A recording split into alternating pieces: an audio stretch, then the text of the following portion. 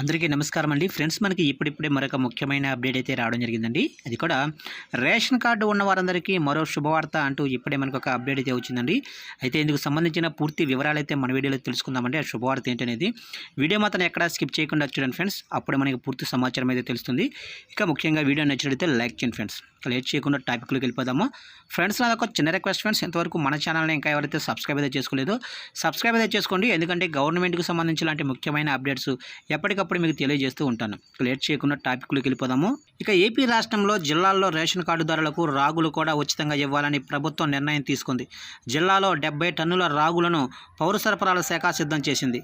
ఒక్కొక్క రేషన్ కార్డుకి 3 కిలోల చొప్పున ఇవ్వాలని నిర్ణయించింది. ఇక ఒక్కొక్క రేషన్ కార్డులో 3 సభ్యులుంటే 12 కిలోల బియ్యం, 3 కిలోల రాగులు చొప్పున ఇస్తారు.